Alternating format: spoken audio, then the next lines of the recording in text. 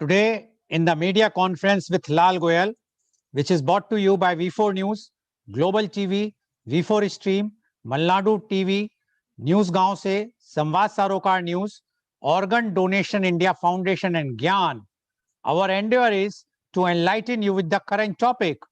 And today's topic is very relevant, and that is women and higher education. Equality is not just the right thing to do, it's smart economics. How can an economy achieve full potential if it ignores, sidelines, or fails to invest in half its population? Although in the Vedic period, women had access to education in India, they had gradually lost this right. However, in the British period, there was revival of interest in women's education in India. During this period, various socio-religious movements led by eminent persons like Raja Ram Mohan Roy, Ishwar Chand Vidyasagar emphasized on women's education in India. Mahatma Jyotiba Phule, Periyar and Baba Saheb Ambedkar were leaders of the lower castes in India who took various initiatives to make education available to the women of India. However, women's education got a flip after the country got independence in 1947, and the government has taken various measures to provide education to all Indian women. With participation of like-minded social reformers like Ram Gopal Ghosh, Raja Dakshin Ranjan Mukherjee, and Pandit Madan Mohan Tarkalkankar, established Calcutta's now Kolkata first school for girls in 1849 called the Secular Native Female School, which later came to be known as Bethune School. In 1879, Bethune College, affiliated to the University of Calcutta, was established, which is the oldest women's college in Asia. In 1878, the University of Calcutta became one of the first universities to admit female graduates to its degree programs before any of the British universities. This point was raised during the Libert Bill controversy in 1883, when it was being considered whether Indian judges should be given the right to judge British offenders. The role of women featured prominently in the controversy, where English women who opposed the bill argued that Bengali women, whom they stereotyped as ignorant and neglected by their men, and that Indian men should therefore not be given the right to judge cases involving English women. Bengali women who supported the bill responded by claiming that they were more educated than the English women opposed to the bill and pointed out that more Indian women had degrees than British women did. But now, every year since 2012, MHRD complies and presents data on India's higher education base through its report. The recently released 2018-2019 report affirms India's rapid progression towards higher enrollment and inclusion. By harnessing this correctly, we can develop human capital to accelerate economic growth. In India, women constitute 46.2% of the total enrollment in higher education, but the female labor force participation rate is mere 21%, as against a global average of 40%. The issue of gender equality and higher education thus needs to be seen from the lens of universities and public policy, since the purpose of education is also to support gainful employment and to contribute to the national growth and development. While education at the primary level is the focus of debate for those concerned with literacy and human development, higher education is critical for social and occupational mobility. Policymakers should ensure that women are able to access better jobs or start up a business and take advantage of new labor market opportunities as the country grows. A policy framework encouraging and enabling women's participation should take into account the gender-specific constraints faced by women, especially in rural India. A question to ponder is, how can Indian universities help reduce gender inequality in the workplace? The empowerment through education would lead to enhancement of the living standards of women by helping them to enter the workforce as well as take part in governance. Make it easy for women to seek higher education by providing equal opportunities, testing for multiple skill sets during entrance tests, providing hostels, safety, transport, scholarships, etc. Universities must make special efforts to identify talent gaps and counsel and train girls for in-demand futuristic skills. A study shows that in Delhi alone, female scholars numbers just 24% in 127 institutions of national importance, though overall there are more females in 8 out of 16 undergraduate and postgraduate programs on the Indian campuses, according to the All India Survey on Higher Education 2018-19. There are more females pursuing science and medicine at undergraduate level, while the BCom now there are 99 females for every 100 males on campus. Also, women comfortably outnumber men among those graduating at UG, PG, PG diploma and MPhil level. Female participation is very high and has also increased sharply at MA, MSc and MCom level during the last 5 years. Today, some of the programs where the gender gap is significantly in favor of the females are medical at UG level, where it is 60.6%, art at 53.03%, and science at 51% of total enrollment. In master's level, there are more females in science and arts with 62.72% and 61.78% of the total enrollment respectively. Female participation has been dominant in BA, BEd, BSc Nursing, MA, MCom and MSc for past 5 years. But the bigger stride by women in the last 5 years has been made in BCom, BSc and MBBS. Females have also a lot of catching up to do in law, where enrollment stands at 33.7% and just 28% and 28.86% in BTech and BE respectively. In MTech, there has been a continuous decline as the number of females per 100 males have dipped from 64 in 2014-15 to 54 in 2018-19. Despite marked improvement from 58 females per 100 males to 75 in MBA courses and 64 in 2014-15, to 70 in 2018-19 in BCA, the gender gap remains significant. Women fare poorly in overall enrollment in technical education, BE or BTech, with the bulk of the institutions of importance offering professional technical courses. The biggest gap is at the undergraduate level, where there are 26,736 females as compared to 96,724 males. Similarly, at postgraduate level, the number of female is just 12,819 in a population of 50,201. We educate women because it is smart.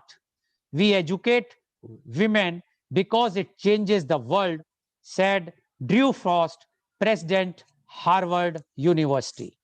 Now, to discuss this very important, relevant topic, women and higher education, we have a very elite, educated, experienced panelist with us. And I would like to invite my first guest. He is Dr. Rajiv Anand. Dr. Rajiv Anand is the senior psychiatrist and marriage counselor. Dr. Rajiv Anand passed his MBBS in 1976 and did MD in psychiatry in 1980 from King's George Medical College, Lucknow. He opted to serve his country when it was very common to settle abroad for brighter future. He has been serving society with his base in Mumbai. He has clients all over India as well as in many other countries. He was honored with Lifetime Achievement Award by AMA. He has conducted more than 3,000 workshops for different groups and companies with an audience size of 10 to 800. His television program on various channels have been widely appreciated for his forthright and practical approach. He is leading in the field of mental and emotional well-being for 40 years. He was president of IMA for 2 times. He was interviewed in several talk shows in domestic and internationally. Welcome, Dr. Rajiv Anand, on our show. Dr. Rajiv Anand, you are being a senior psychiatrist and marriage counselor. You are dealing with both the genders equally. So, but you know the conditions because those who are coming to you are from both the genders. And once you are dealing with the women, you know their problems, their situation, even their education and their job problems. So we would like to know from you that women and higher education. Dr. Rajiv Anand, please. Good morning, Mr. Lal. Thank you for the introduction, and thank you for setting the ball rolling by giving a very beautiful description of today's topic. Welcome my co-panelists Manjuji, Samishri, and Madhu from Spain, and welcome the viewers across various states, Kerala, Karnataka, and Bihar, and UP, and other part of the world through global TV. And I admire that many thousands of loyal viewers who have been viewing this program conducted so marvelously by Mr. Lal, untiringly over the last 10, 11 months or so. Women in education, women in higher education. Mr. Lal has very well elaborated the significance of this topic. Let us go back to 100 years, 19, 20, 21. And how many men in the society were going for education, leave aside higher education. Let's try to trace the history of our respective parents. How many men were allowed or have privileges to go for education even up to matriculation, what was called that time matriculation? Probably 1 out of 100. And we know what society was, what privileges we had, what means we had, what income group we had. Not that I look down in any way, but then the men's education came up, and with further progress in the country and further new institution coming up, today we can really have a pride that no country in the world can afford to bar Indians. Every country has Indian educated professionals. And I'm sure everybody is aware about by now, the latest president of USA has got 12 Indians, out of which few women. who are his advisors, who are holding very, very important, very powerful position. तो ये हम कितना आगे आ गए in a matter of 100 years, or maybe less than that. As Mr. Lal said, education for equality, fair enough. Now, I would simplify it because I happen to meet people from both extremes, extremely highly educated women, and on the other hand, totally uneducated. To your amusement, I would say, I also come across men from different parts of the country who do not remember their wife's name even after being married for 10 years. And you can visualize what would be my state of mind that time when a husband who is married for 10 years can't recall his wife's name. How agitated I may feel that time. And this is the standard of education. I very strongly believe that no country, no society, no culture can ever progress if the women are kept in wraps, women are kept behind, women are kept suppressed, women are not allowed to see the light of the day, women are not allowed to come close. Maybe for different regions, social and other regions, till few decades back, society has a different social structure. Whatever it might have been, we are not going to those details. But today, as Mr. Lal said, and which I'm just simplifying it for the imagination of the viewers, if a cycle or a motorcycle has got two wheels, both the wheels have to have equal air. You just can't fill air in one tire. You can't pick up the speed. You can't reach anywhere. You would be just staggering. You would be just very slowly moving on. You won't reach any destination. So for unknown regions, or rather mysterious regions, a major section of society in the gone era have kept the woman inside the home, which is pathetic, which is sad. Vis-a-vis now, no young woman want to be left behind without going for higher education. No young woman in any part of the world would like to be deprived of joining a graduation or post-graduation or further specialization courses. When I did my medical graduation in 1972 onwards, trend has already begun. We had 40 girls out of 180 batch. And this 40 girls has come from different part of the state and the country. And that trend has begun, let's say 50 years back. Now the trend has gained momentum far more. Women, if they get the education, have far bigger talent. If I may elaborate a little more, the physical maturity is biological maturity is natural right of every human being. We can't keep anybody deprived of food. We can't deprive anybody of oxygen or air. So physical maturity is a part of biological need. Similarly, emotional maturity is another aspect that every human being, man and woman, and women too, has to grow emotionally to connect to everyone around, to near and dear ones, to all the relatives, to all the key people in the life, and connect to them and take care of them. Take care is, I'm not saying in a derogatory way. I am also supposed to take care of everyone around in my life. And then additionally to physical maturity and emotional maturity is third dimension, which is intellectual maturity. So that a woman can be empowered, can be endowed with a sense of discrimination, what is fair, what is unfair, what is right, what is not right, how to give the best. When these three aspects would be balanced, physical, emotional, and intellectual maturity, then woman's personality would go to a higher level. She would come out with unprecedented, unknown, unexplored dimension of her own personality. She would contribute in much more significant way to the society, be it a small society, be it a small town, or the city, or the country, or the world, and which is what exactly is happening. Today, nobody had imagined that the women would contribute in such significant way that till a year back, 4 or 5 major banks in our country, their hats were all women. Today, there are pilots who are women. I have friends who are women, who are pilots. Today, many of the principals of major institutions are also women. Scientists are women. Physicists are women. in different walks of life, in different population, MBAs are women. They are not being left behind, and they are a very significant contributor to the progress of this society. For regions, as I said, mysterious reason, men of the gone era has kept them primarily for basic function of procreation, that your duty is to produce children. Your duty is to make food at home. Your duty is to take care of everyone in the home. Fair enough.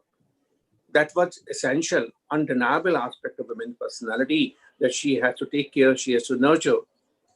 But she could not be tied up with that role and not step out of the home, not talk to another man, not get educated at all. To the time now, where I would like to say something, and I would not like to miss it, that many of the current generation women who are going for higher education need to pause, need to sit down with someone. Anyone over here, academician, educationist like Manjuji, Samishri, who is vice principal, or Madhu, or Mr. Lal, or me, or thousands of people like us, and should fine tune periodically, where am I going to? Is my higher education meant only for getting me higher salary so that I can have better comforts, I can have better amenities, I can have more gadgets in my home? Should my higher education be the only source of income which I can challenge my husband? I'm no less, dare not cross my way, I shall drop out of this marriage and I would live alone? Now, this is a wrong direction. Being in the profession of marriage counseling, I'm seeing the increasing, alarming trend of marriages breaking down all over, not only in India, world over. And the primary cause, unfortunately, the sad primary cause is so-called higher education being misconstrued or misused or misapplied, leading to totally unwarranted arrogance, totally undesirable, misplaced misinterpretation of their power, educational power, that they can live without a man. Society need family. Society need marriage unit.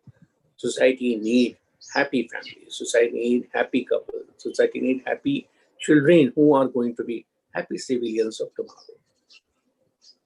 Education is one means to achieve that. Education can't be obstruction in achieving that. Women's education is a very, very important means to have a very healthy balance between a man and a woman. All over the world, educated women get respect. Even the husband would respect her. Let women not use their education as a stick to beat around, to dominate, or to intimidate. This is my request, this is my appeal to all women who are highly educated. Sit down, pause, introspect, look deep inside, talk to someone. Let your education not break your marriage.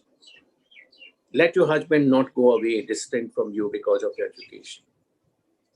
Let your education, higher education, make you a better human being, a better wife, a better mother, a better neighbor, a better civilian. As we have been learning over the decades, education makes us humbler. We become more civil, we become more humble, we become more responsible, we become more sensitive, we become more sensible. We realize that we are one clog in the wheel. We are one aspect of the whole society, the whole country, the whole universe. We alone are not running it. So this is my request to all women of all ages, especially the younger ages, who are much more fortunate and privileged than our grandmothers and mothers were. That they're getting good education, convert it into a good asset to you, to your family, to the society, to the country. I'm very keenly waiting to listen to Majuji, who is very renowned academician. So with Samishri, so wide experience she has. So with Madhu, who very gladly accepted to adjust with the time. Madhu is right now having 5:30 in the morning at Spain, yet she agreed. I was concerned whether she will manage. She said, no, I will manage. I would like to participate. So, Mr. Lal, your popularity is going across boundaries. Congratulations, Mr. Lal, and thank you for all for coming over here Let me listen to the other panelists. Thank you very much, Dr. Anand. First of all, thanks that about the popularity of the show. It's not my popularity. It's because of the viewers as well as because of the panelists like you who contribute in immensely the knowledge which people wants. And our endeavor is to give the positive things to the public at large. Now, what Dr. Rajiv Anand said is that if we go back to 1920-21, even the men were not educated in India. Not much, very few. According to him, about 1% men were educated. But gradually, men and women started educating. But he said that there was a mentality that people doesn't want that the female or the women go for the higher studies, because it was considered that the women are only to do the home household work or for the children, not for the jobs outside.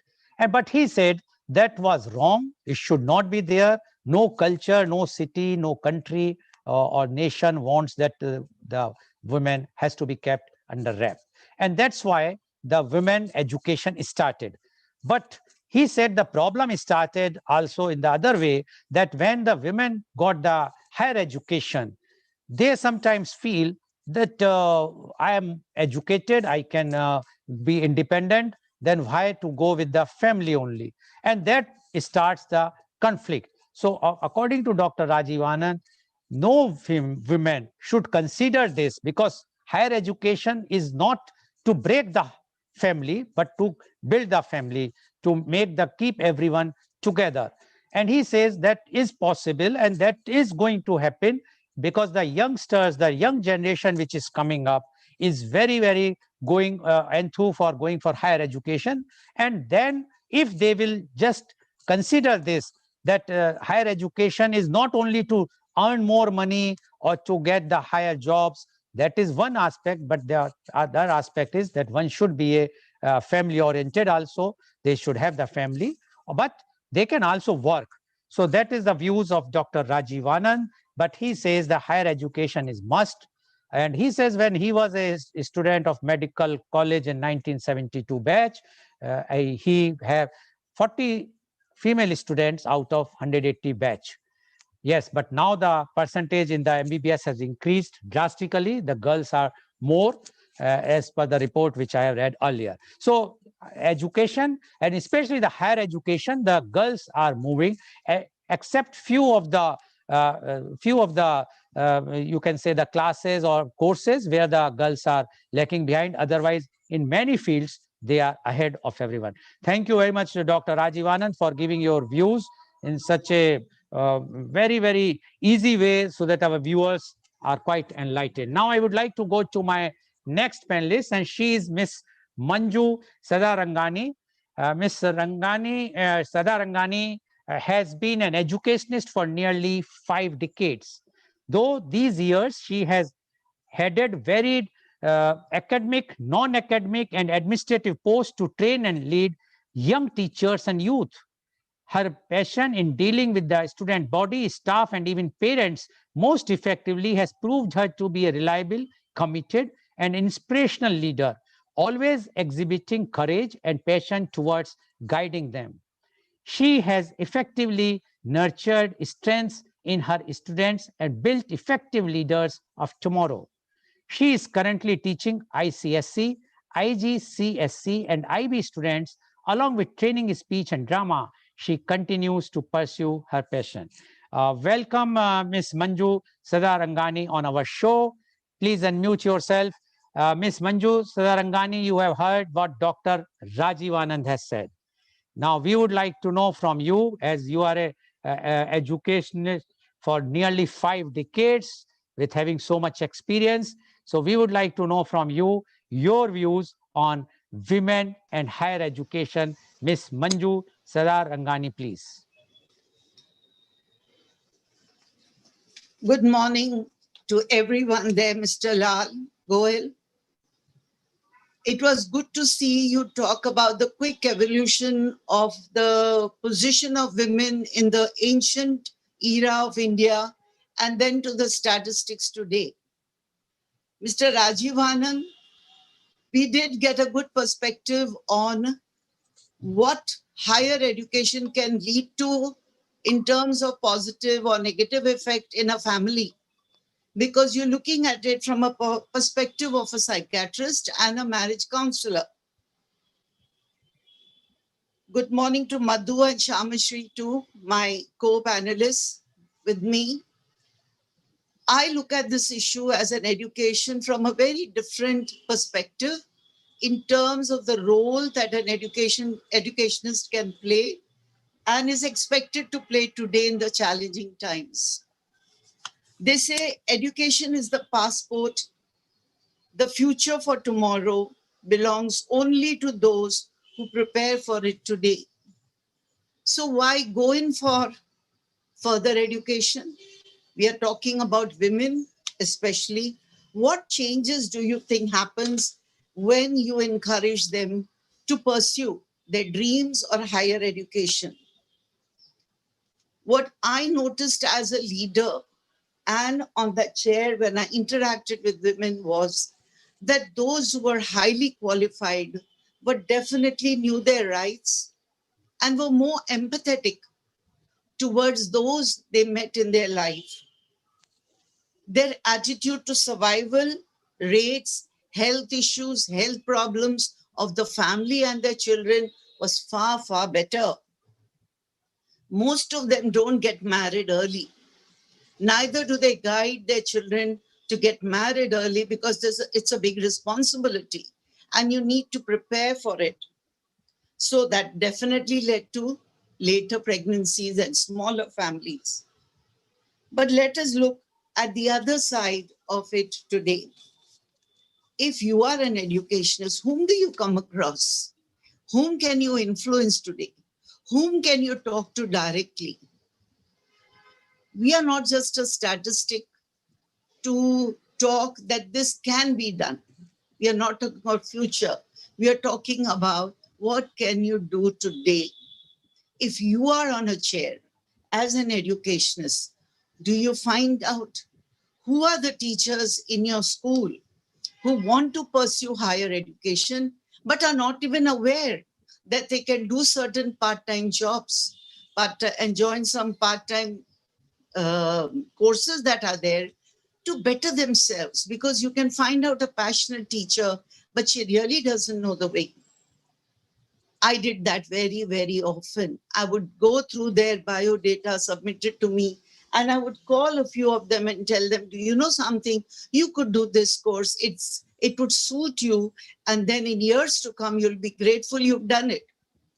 And they would always 90% tell me, yes, I can do it because it's a part-time. What else do you do for them? You come across in your neighborhood directly. It could be women who are already interacting with you. It can be women whom you meet for a fraction of a second and know that there is great frustration in her because of lack of finance or lack of job opportunity. That is the time for us to guide them and say, give me a call. I'll just tell you what is the thing that you can probably do. It may be a casual remark, but it really goes a long way when it comes to somebody being guided. And youngsters today and young ladies today definitely need that guidance. Give it. Just go ahead and give it, I feel. Because as an educationist, we don't wait for somebody to knock at your door. Through your life, through your day, through your interaction, you will always meet somebody that needs your guidance and help. Go ahead and do it. Don't wait. Another greatest advantage I realized was that though women are biologically different, they possess the same thinking, learning, and the aptitude ability of men. Don't judge them differently. They may yet not be able to do every task a man can do, but mentally they are vigilant enough. And if you were to compare them, they are more elastic in their nature, more flexible. Give them that opportunity. They don't break that easily. Because sometimes you have a woman coming in and telling you that I'm a single parent and I have 2 kids to look after, ma'am. Will you take them in your school? Of course I will. If you're a single parent, there is no taboo. Go ahead. And then I would even ask that parent, what is she doing? Where is she working? And in so many of these cases, they wanted to pursue higher studies in something. Go ahead, guide them, tell them, because this is the time to do. One person guided by you, one woman guided by you, you are literally guiding the whole family. You're ensuring that the whole family blossoms, and you're ensuring that there is some connect. And from where does this passion come in you? As an educationist, you have definitely given so many exams, so many varied exams. And if you have been a success, then let it rub off into the others. I always tell my students, young students today who are married and have pursued, your education is a stamp on your forehead. You'll be identified by. I think we have lost her. Miss Manju, are you there? No, I think we have lost Dr. Anand. Can you just see her, or it's only I can't see her? Same as with you. Okay, okay, fine. So I think we will wait when she will join again. Then only we will. But what she has mentioned is very clearly that those who are highly educated or go for higher education, they delay the marriage. And that result is the late pregnancy, the late children, and the small family. And she said that whosoever is having the higher education, they should try to impart their education to others, and especially to the women or the girls or the students who wants to have those guidance from them. And with being an educationist, she says she has done in her career of 5 decades, she used to give whatsoever help she can give to the women who are in need, and especially for the single parents who have to look after for their children, 1 or 2 child or children. So she says that we have to give them the help, and then only we can. So now I will move to the next guest, or shall we wait, because I think she's joining. If she joins, then I would like to that she can complete her things. Miss Manju, can you switch on your video? We can, if you have already joined again, if you can hear me. Yes, Yeah. please. Yes, please go ahead. Yeah, I'm sorry, there was a problem. No, it happens. It happens it happens anywhere. Okay. Yeah. So I found that people or ladies who are highly qualified or educated were definitely able to handle children better. And I, as an educationist, found a big change in me. Do I only value the rankers? Do I only value the high performers? Yes, I do value them, but I can even guide them how to achieve what they dream of. Do I not look after those who are less privileged, or those who probably are having ADHD and other issues? Yes. In fact, there's so much of empathy in understanding the new education system that it is possible to definitely guide them better. And I found I could do it. So why go in for higher education? Then imagine yourself to be a jug of water. It's only when you overflow with love and affection are you able to share something from your saucer as well. Your love does overflow. Give that opportunity. I run an NGO also, but I focus only on the girl child in major outskirts of the city. I do visit and I do have the underprivileged children, but I'm amazed the zest the women have to teach the girl child. But the opportunities are not there.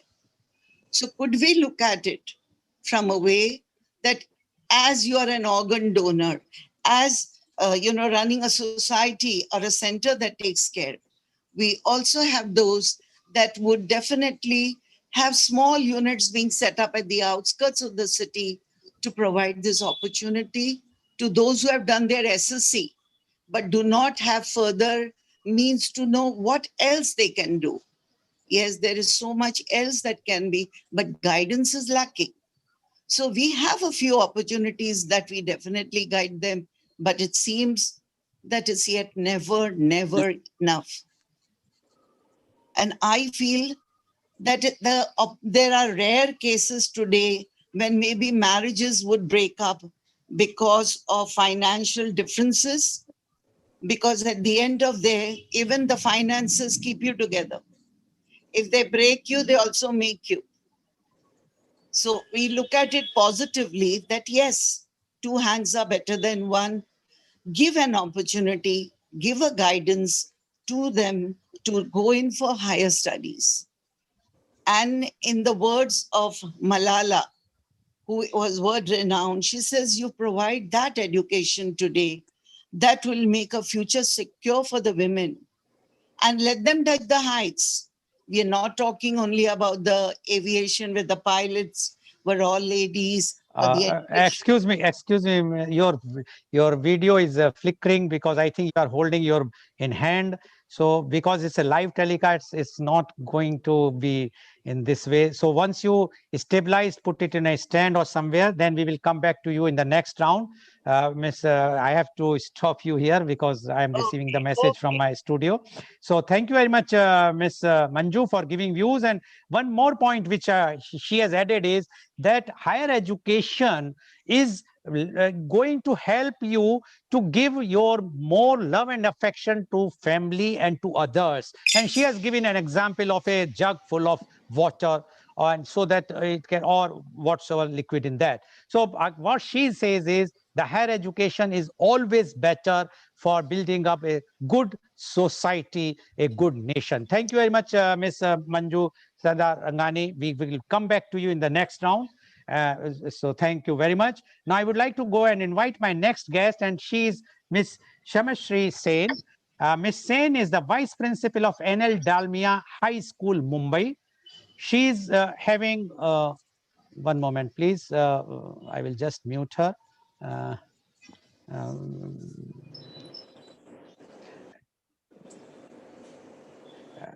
Miss Sen is the Vice Principal of NL Dalmia High School, Mumbai. She is having over 20 years experience. She has done Masters in English Literature from Calcutta University, Masters in Music from Vishwa Bharati University, and PGDM. She did postgraduate diploma in learning disability, trained in NLP and mind mapping. She is also the master trainer for early child education. Welcome, Ms. Samashri Sen on our show. Ms. Sen, you have already heard what Dr. Rajiv Anand as well as what Ms. Manju Sadarangani has mentioned in their opening remarks. And both emphasize that higher education is good, although reservations or their views are a bit different, because what Dr. Rajiv Anand says is that higher education, the women should take it for the purpose of making the family, not breaking the family.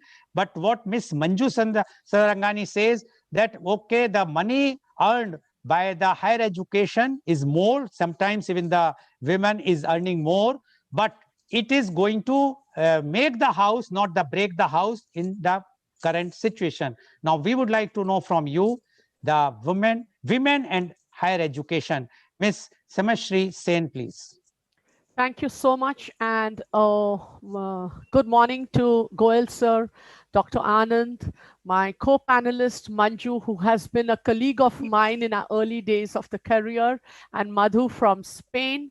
It gives me great honor and a privilege to be a part of this panel, and I would like to share some of my views that I feel why higher education is so required for women of today.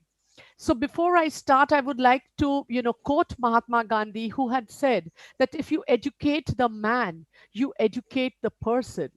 But if you educate the woman, you educate the nation. So at this juncture in our life, I think creating a conducive society, creating a nation which will help in the growth, not only financially, but mentally also, the cognitive development, everything that is going to take place, yes, it depends a lot on the women. And why does it depend so much on the women? Because indirectly, the woman is the person who is creating the nation for us.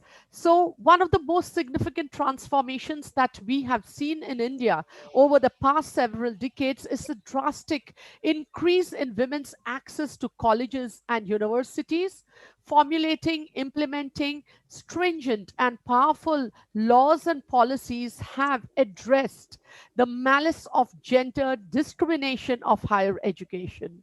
So when we talk about higher education, what is it that defines higher education? What is that we understand is higher education? So is it post their the college, or is it much higher?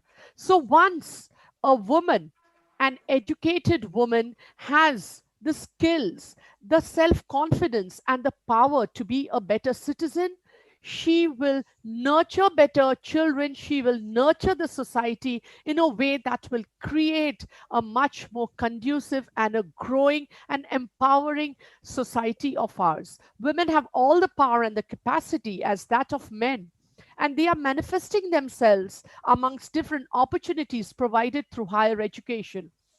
In fact, today in Times of India we have a supplement wherein you see the women in different fields wherein they have made a name for themselves. As Dr. Anand and Manju Sadrangani has also mentioned, the all women pilot team that has traveled the North Pole, and the fighter pilots that women are producing. So what is it, why do we need women to be empowered, women to go in for higher education? As Dr. Goel has so well, has told us earlier, that women are the caregivers. Yes, we give birth to new life. But why is it? Why did God create this? I think because women have the power to touch the lives of many. I predominantly like to work with the pre-primary section because I like to create, children who have the empathy, who will grow with a sense of belonging. And a sense of belonging only comes when you get that sense of belonging.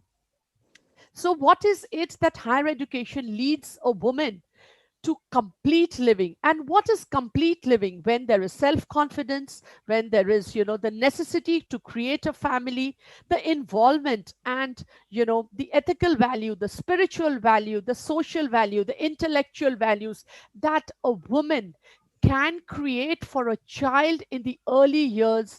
I think this is something that women only possess.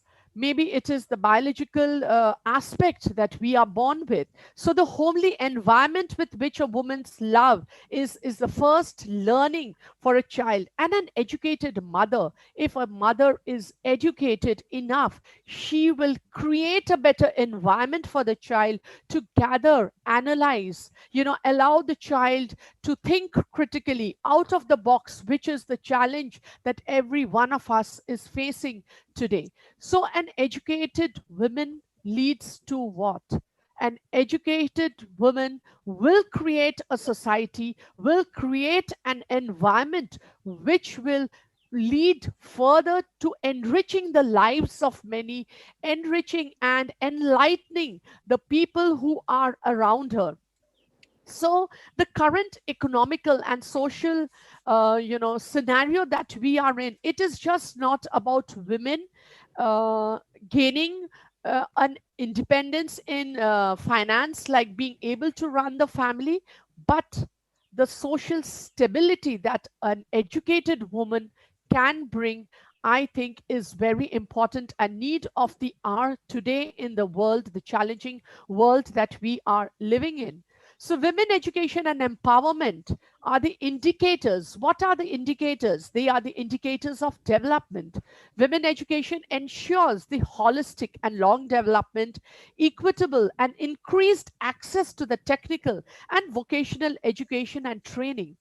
Higher education does not only restrict itself to gaining degrees in colleges, it also opens the skills, vocational skills, even skills that a person can attain and, be self-reliant and help the society to be more self-reliant and independent, not depending upon, the others to fend themselves. As Dr. Anand had so rightly spoken about, that the financial independence today is leading to a lot of mental confusion, I would say, in women today.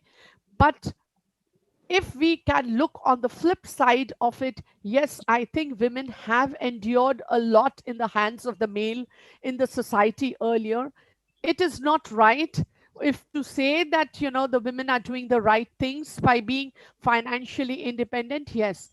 But to nurture them, we need educated mothers to show that earning is not the right living, but giving back to the society, giving back to the children, to bring in a very social and amicable society is what an educated woman of today is required to. So education definitely will create, will enlighten and allow a person to think more critically, and that will constitute and give rise to a better and uh, a challenge that the society will take up, and it will help a better growth financially and socially in our community. I think that is something that I would, very rigorously I follow, that every parent who brings the child in the pre-primary section in our school, the women does not feel neglected, that they are, kept at home to maybe look after, tend to the family. I think women tend better to their emotional skills are much higher than men. So it is the responsibility of us women to nurture good seed people, so that these seed people of today will bring a better future for our country tomorrow. Thank you. Thank you, Ms. Sen, for giving your views. And what Ms. Sen says, she says that education, higher education, is not only the degree of the college or university, it can be skilled. And the advantage of higher education is then they can nurture the family, they can nurture the child better than an uneducated. And she has mentioned that, she says that the always the women is seen as a weaker section, but she's not weak. She's giving a new life in existence in the on the earth. And she says that if the woman is educated, she can imbibe good moral values, good education to the child, so that the child, once grow, can become a good citizen of the nation, and it is a betterment for the society and nation. She also said that if the higher, because of the higher education, if the woman is earning, and if she is spending good for the social work, for the benefit for the society, it is a very, very positive sign. And that is why a higher education is required.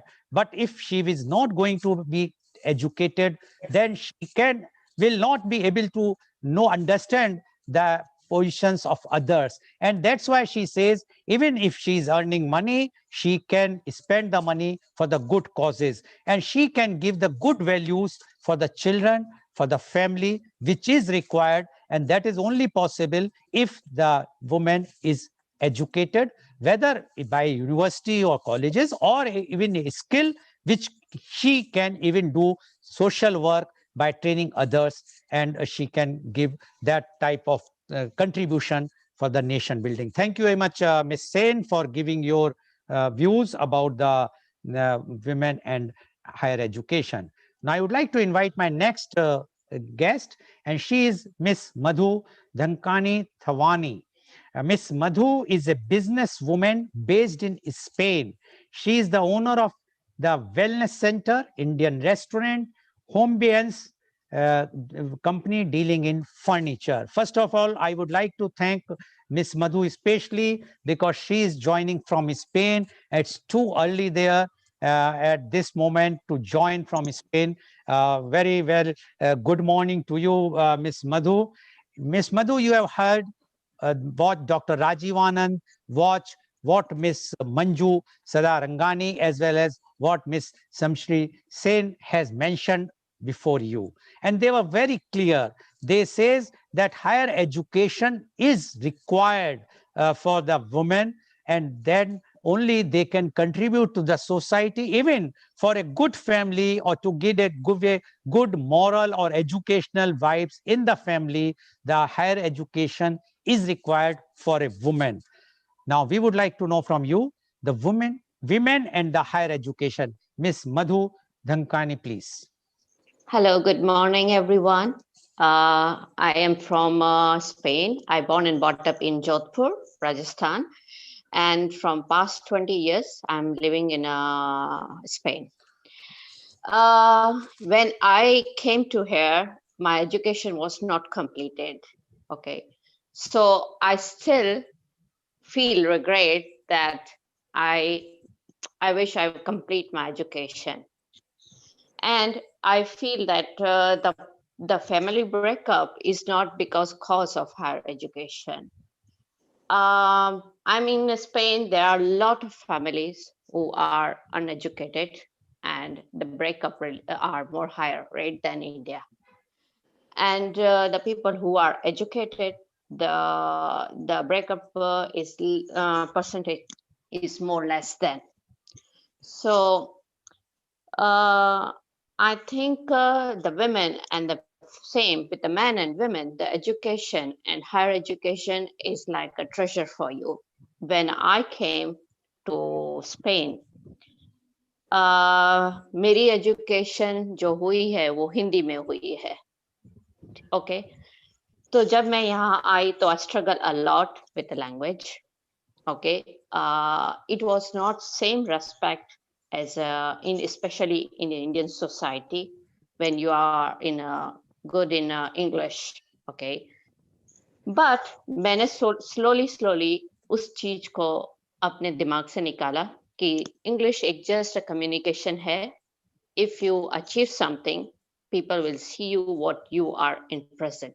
They will not see you which language you are communication. Then I started to learn a lot of things. And मुझे ऐसा लगता है कि जब आप एक education में आते हैं, it's not about degree. It's just gain your knowledge. Knowledge, anything about any knowledge about your business, about cooking, about anything is about knowledge. जब आपको एक knowledge आता है, वो knowledge आप कभी भी अपनी life में उसको use कर सकते हैं.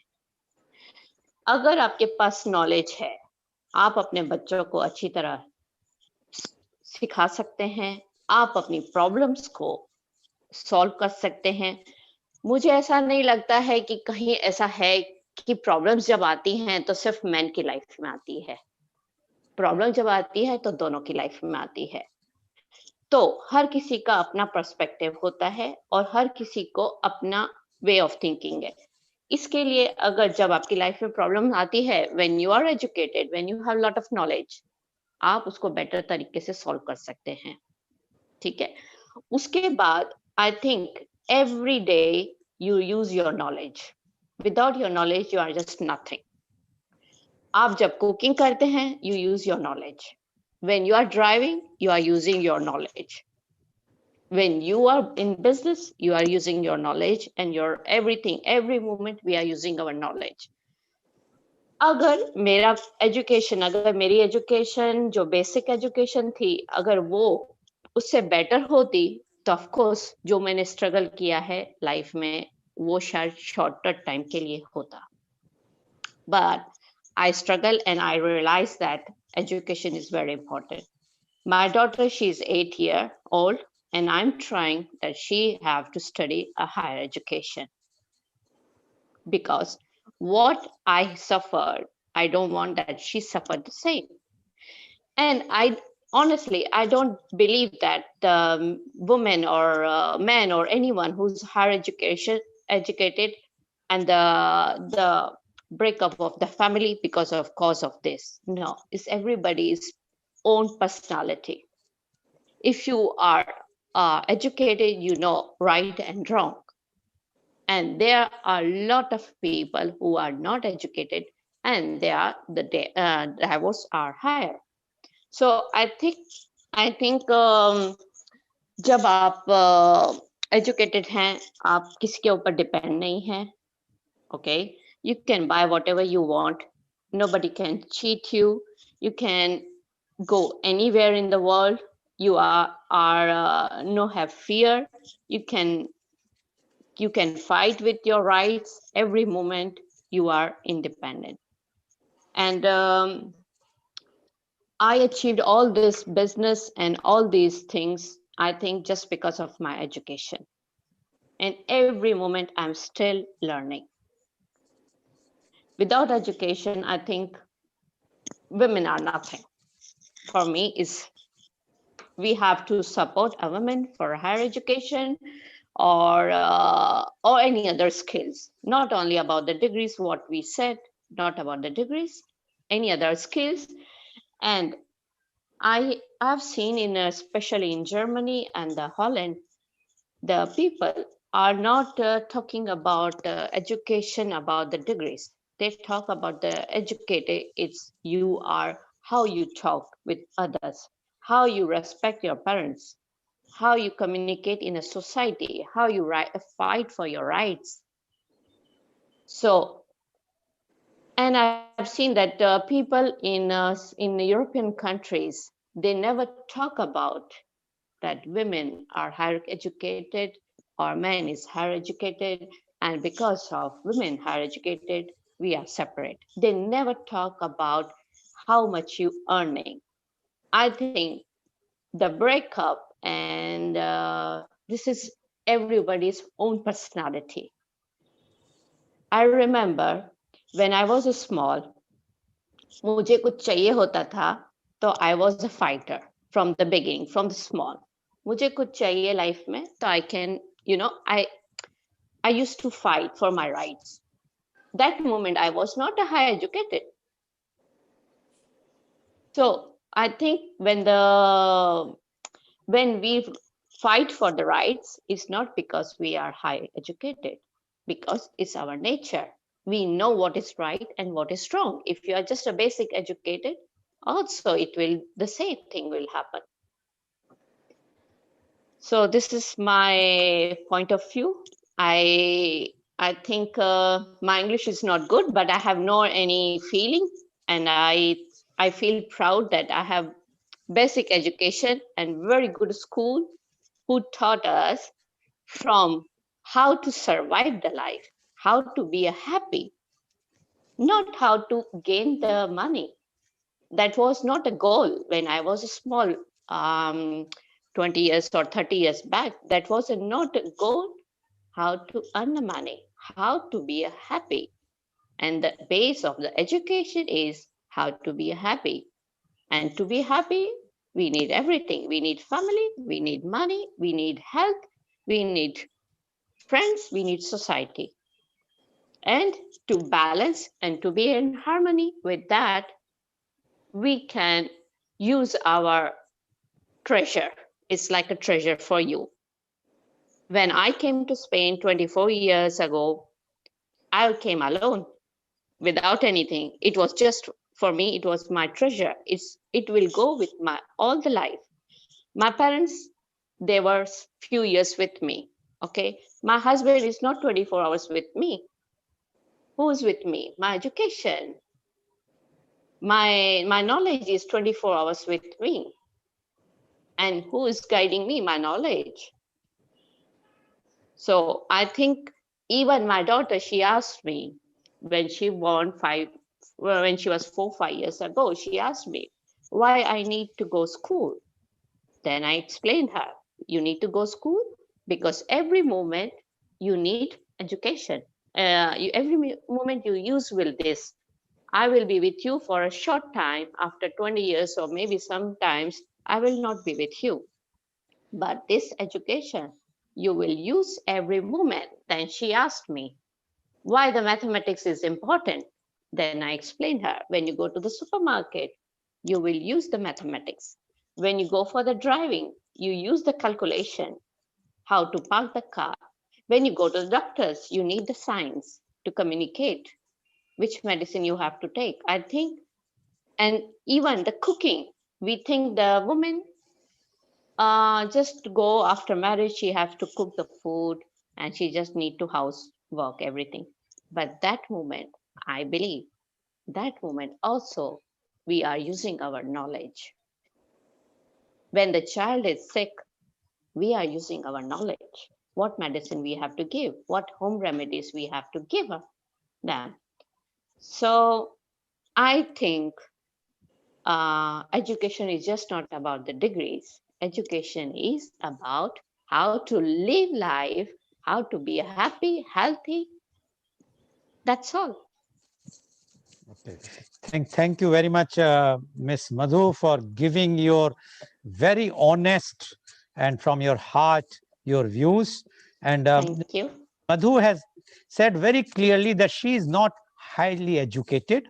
She got the basic education from India and from Rajasthan, and she has shifted to Spain. And initially, she found lots of problem especially in the Indian community, because they feel that if you cannot communicate in English, you are not a good person to be associated. And she has to struggle for everything. But she says her knowledge, her training from her parents worked, and she independently started her own businesses, and she is a very successful businesswoman today. But she says if she would have taken the higher education, her struggle will not be that much what she has struggled, because she was not having higher education. But now she is all set to see that her daughter will get the higher education, because whatsoever she has missed, she must get. But her emphasis is one, that knowledge is very important.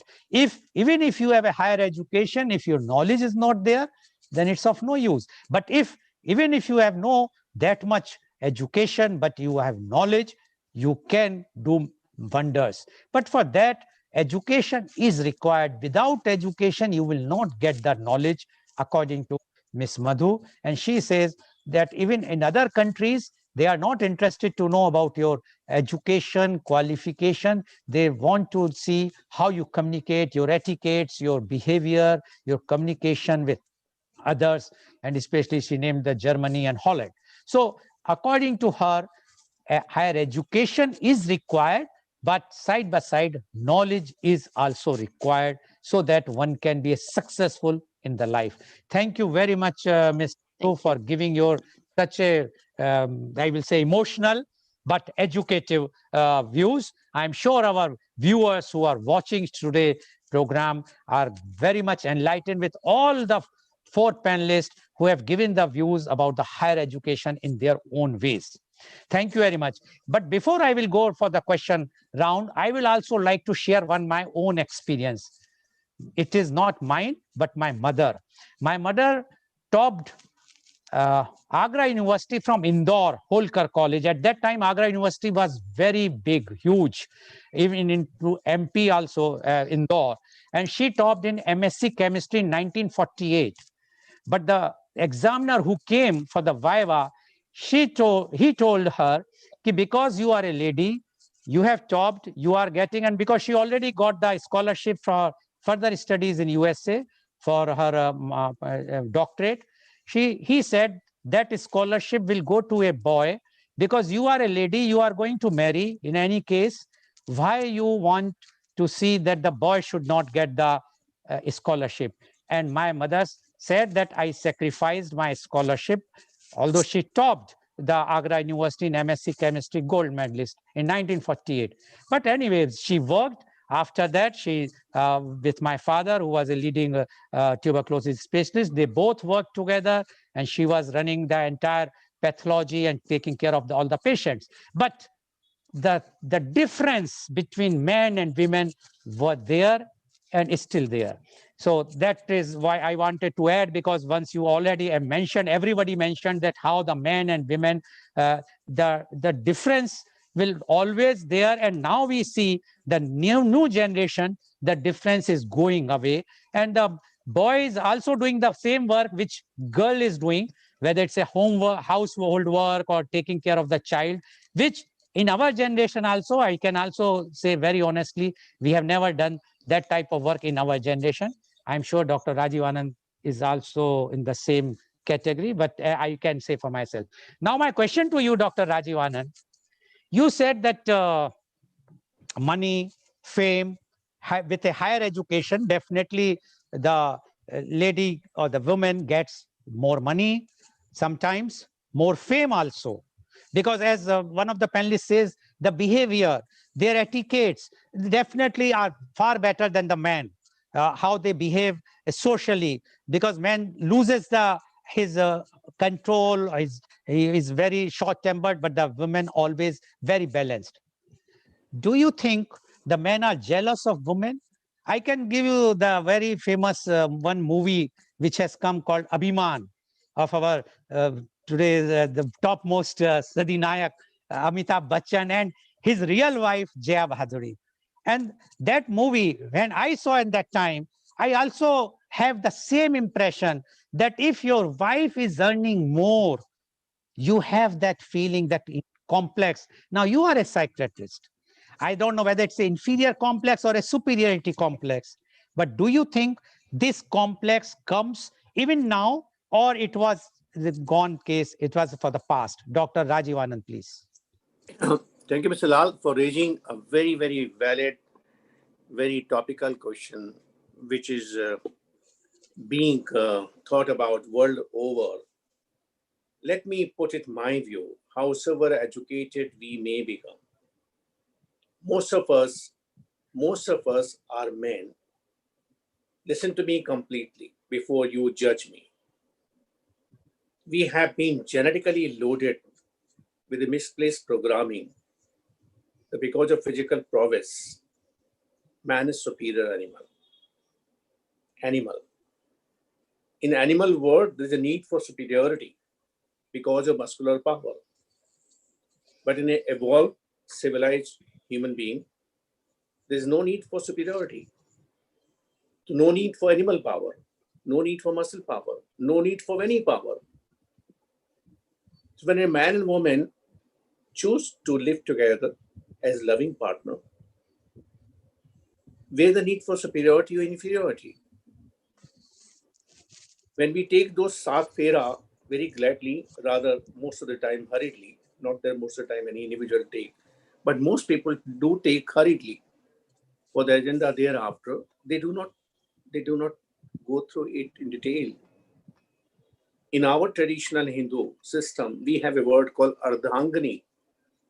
Ardhangani, what a beautiful word. Jivan Sangani, what a beautiful word. So we have to accept that the marriage and the relationship was essentially meant for rising within ourselves to accept our life partner as equal. Now, let me also say in the same breath, and I request everybody whomsoever I can, that irrespective of who earns less or who earns more, money is coming to the family. It's the family's income. It's the family's money. It's the family's asset. It doesn't make a difference that a particular period of time a man is earning more, wife is earning less, wife is earning more, man is earning less. Let no one go in tangent because of little extra money. Last comment to the precise question Mr. Lal has asked. We men have yet long way to go to accept women coming equal to us, at times outshining us. We have to accept it. Some of us have begun accepting it, maybe grudgingly, maybe half-heartedly. but most men have yet to go a long way. Till that happen, society will progress in a halting way. Over to you, Mr. Lal. Thank you very much, Dr. Rajiv Anand. And I'm sure this advice definitely the viewers must follow, because after all, he's a psychiatrist and he has dealt for last 4 decades, more than 4 decades, the problems which he has seen. And he's very right that money has no role for a family to break, because after all, the money is coming to the family, whether wife is earning or man is earning. Thank you very much, Dr. Rajiv Anand, for giving your view. Now, I would like to go to my next panelist, Ms. Manju Sadarangani, please. Are you there? Yes, I Okay. can hear. Okay. Now your camera is also not moving. Good. Thank you. You have mentioned about the delay of marriage because of higher education.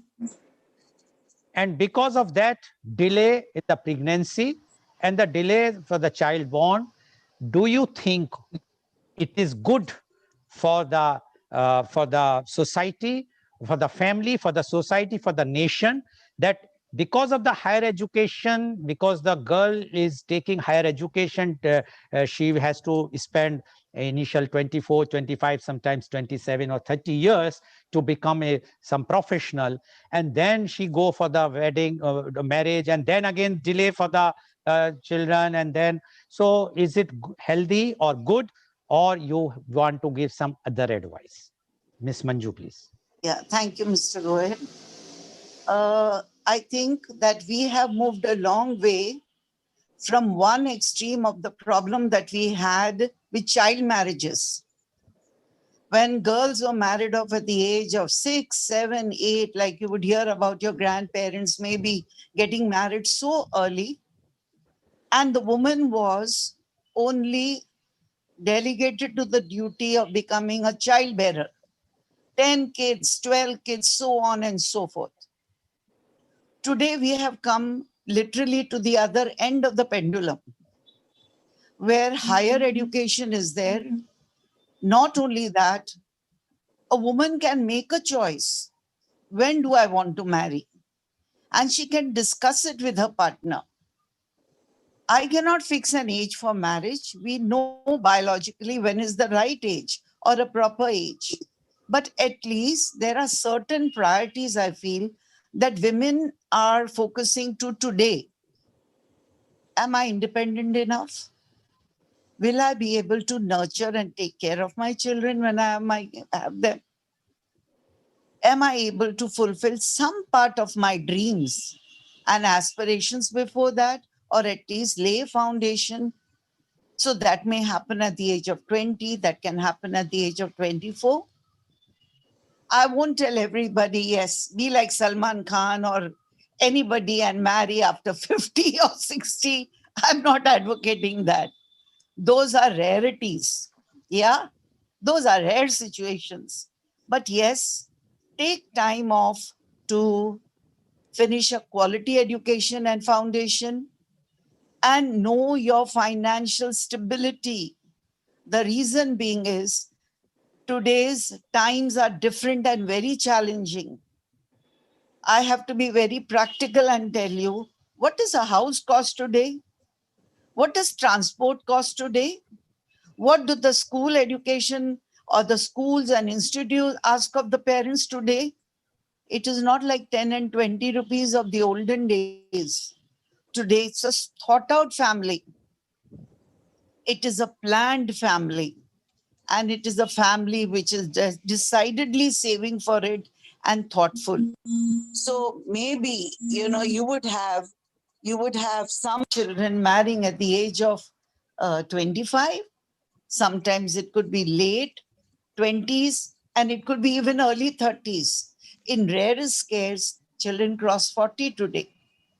But today, we as parents cannot argue. You will realize it is discussions that take place, and children are able to tell you why they are taking that decision.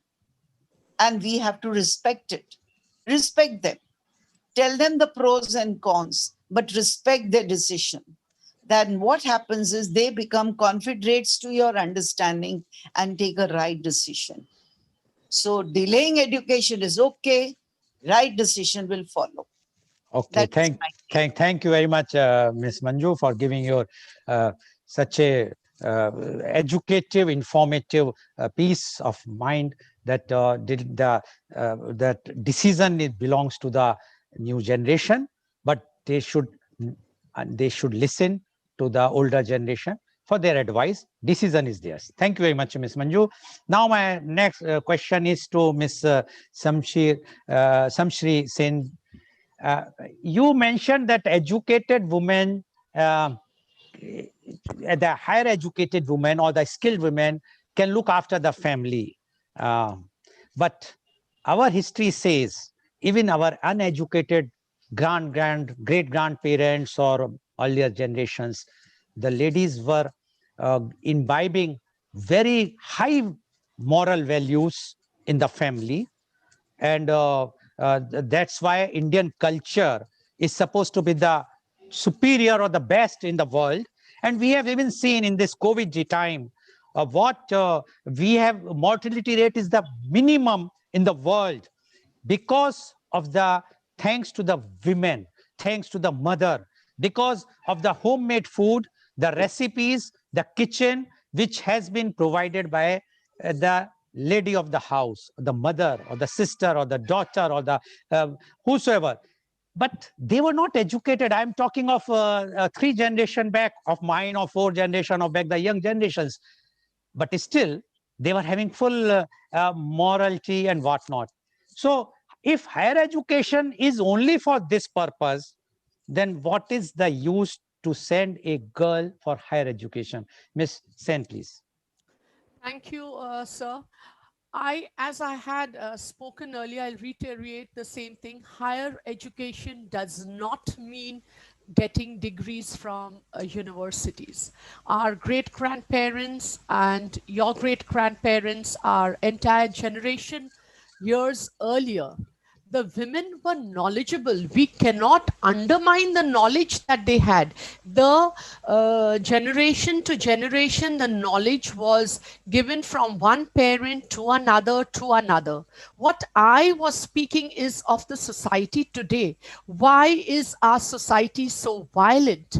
We mothers are like gardeners. A sapling is given to us and we have to nurture it. How we make a rose plant into a rose, or we help it to become a jungly plant, it is for us to determine. It is for us to nurture it and help a small cocoon to metamorphosize into a beautiful butterfly. Yes, women have always held the reins of the house in looking after the health and security of the entire family, and generations, children, their extended families all have stayed together, and it was the mother or the aunt or everyone who had to look into the healthy meals that they were supposed to churn out from their kitchen. It is not that they were not educated. Yes, they might not have a certification from the Harvard University or the Oxford University, but what they naturally imbibed from their parents, the knowledge that, yes, even today, if we have cold, in spite of being introduced to Google, who is our all-time doctor and all-time help given to us, we still go back to the age-old system of boiling little garlic in mustard oil and applying it on children. So this nuska, as we speak about, has come to us from generations. It might not be a degree that my great grandmother might have achieved, but it is the knowledge that has helped us to bring into society what it is today. And today, why are parents so much, why are women, sorry, not parents, I would say, why are women so required to be encouraged to go into skilled knowledge, is because they are the people, they are the person who will guide the children. Look at the way the media has conquered the mind of the children today. A 2.5-year-old child comes for admission to school with a cell phone in their hand, constantly glued to whatever, they are, whether it is cartoons or whatever it is. So who is the person? Is the father there to allow the child that limited time to watch it, or is it the mother's duty? So if a mother is not well educated, not in universities, but knowledge imbibed through reading or from generations that has come, how is a sapling growing into a rose and not a jungly plant? So Okay. that is what I mean to say, Okay. that they need to be knowledgeable enough to know what is right and what is wrong. Thank Okay, you so much. thank you very much, Miss Sen. My question to you, Madhu ji, आपसे मेरा question है, मैं आपसे हिंदी में पूछ रहा हूँ question, क्योंकि we are also proud of Hindi, there is no doubt about it. If I know Hindi तो मैं हिंदी में बात भी कर सकता हूँ, कि जब अपन फॉरेन कंट्री में देखते हैं, वहां पे हायर एजुकेशन के लिए मैन और विमेन या गर्ल और बॉय का कोई ऐसा डिफरेंस नहीं है, और इवन जिन्हें जो हायर एजुकेशन में नहीं भी जा रहे हैं, but they are very very successful, as you said about the knowledge. तो डोंट यू थिंक कि हम जो हायर एजुकेशन के लिए इतना एम्फेसिस करते हैं अपनी कंट्री में, इवन इंडिया में, उसकी जगह अगर हम नॉलेज इम्पार्ट करें, which you said initially also, Yes. whether Yeah. he's high school or 12th or whatsoever that, and जैसे पहले मैट्रिक और वो हाई स्कूल होता था, लेकिन अगर उस वक्त हमें नॉलेज मिल जाए, वो और टेक्निकल नॉलेज मिले, स्किल ट्रेनिंग मिले, that will be more beneficial, as you said. Miss Madhu, please. Yes. Of course, if you are high educated and you have also knowledge, it's very good for your future, of course. But आप ये बोल सकते हैं कि अगर आपको knowledge है, you can survive anywhere. Okay? अगर आपके पास knowledge और education है, so you can achieve something. Okay? So this is the difference. Of course, now these days in the European countries, they are not depend on only the education, because today you are learning banking, but tomorrow you never know that the technology will come and your study which you complete about the banking, there is no use. Okay, so a lot of job opportunities are now changing. If you have a knowledge, any knowledge, you can survive. So the people are giving importance of the education, they are giving importance of the sports, they are giving importance of any other hobby, like if you know the cooking, you are good in cooking, you have very good options of as a chef. If you are very good in cleaning, for example, you are good in a cleaner, you can open your own cleaning company. If you are good in management, you can be a manager. So it's not about the degree. Okay, thank you very much, because of the paucity of time. Thank you very much, Okay. Miss Madhu, for giving your views. So today, viewers, you have seen that higher education, and especially for the women, why it is required, and the old perception that if a woman is highly educated, she is going to dictate her terms is not correct. She is one, as Dr. Rajivanand says, if she is your wife, she is your Adhagni, she is your equal partner, if not above. And she is bringing the money for the benefit of the family, and in turn, the benefiting the society if she is educated high. So one must go and encourage the women for higher education. And in India, I am sure with the new education policy 2020, the lots of opportunities are there, and we are very proud to say that our changes in a very short time in India has already seen, and India is going to see. Thank you very much for joining. And today's program, which has been live telecasted by V4 News, Global TV, V4 Stream, Malnadu TV, News Gaon se, Samvad Saroka News, as well as it was shown live on Facebook and YouTube. And our endeavor is to bring to you every day a new topic. And the tomorrow's topic is role of youth in NGOs. And our chief guest is Miss Sarita Jadhav. She is a National Program Officer in UNESCO at New Delhi office. So, and along with 5 to 7 youth who are going to be interacting with her. So thank you very much for joining us, Dr. Rajiv Anand, Ms. Manju Sadarangani, Ms. Shamshri Sen, and Ms.